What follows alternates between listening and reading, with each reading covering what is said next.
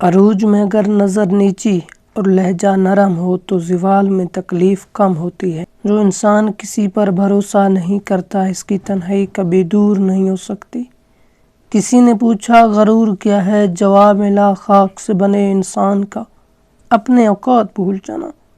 دنیا کا مال تو چھوڑنا ہی پڑے گا، سمجھدار وہ ہے جو آخرت کا مال جمع کرے۔ کسی بھی چیز سے پریشان ہونے کی ضرورت نہیں ہے۔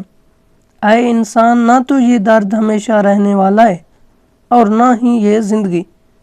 درد انسان نہیں دیتا، انسان سے وابستہ ہماری امیدیں ہمیں درد دیتی ہیں۔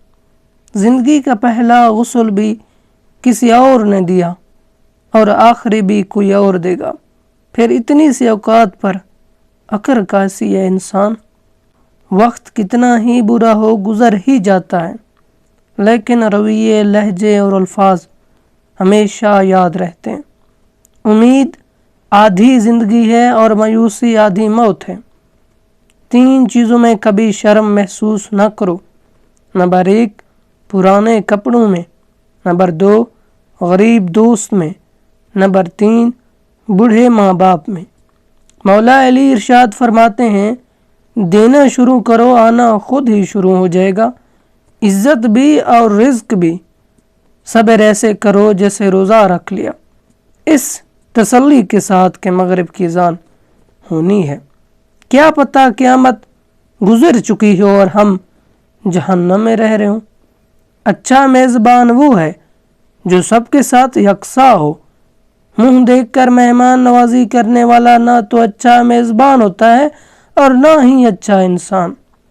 جو مان رکھنے کے لیے ہار جائیں ان سے کبھی جیتا نہیں جا سکتا۔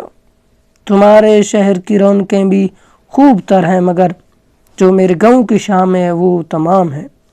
کچھ لوگ اور کچھ واقعات انسان کو اتنا خاموش بنا دیتے ہیں کہ ضروری بات کرنے کو بھی دل نہیں کرتا۔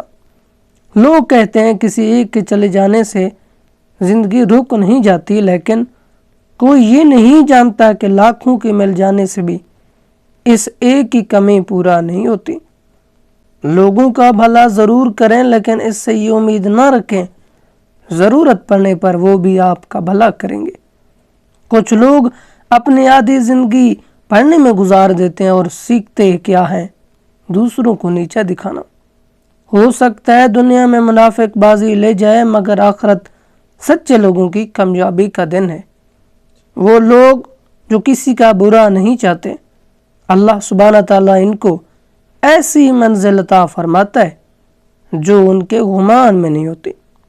ہم سمجھتے ہیں خدا ہمیں اوپر سے دیکھتا ہے، در حقیقت وہ ہمیں اندر سے دیکھتا ہے۔ معاشرے کے بدترین وہ لوگ ہیں جو کمزوری کی غلطی پر شور مچاتے ہیں، طاقتور کی غلطی پر مجرمہ خاموشی اختیار کرتے ہیں۔ حیا اور وفا جس عورت میں ہو اس سے بڑھ کر کوئی عورت خوبصورت نہیں ہو سکتی۔ ضمیر اور تدبیر جس مرد میں ہو اس سے بڑھ کر کوئی مرد بہترین نہیں ہو سکتا۔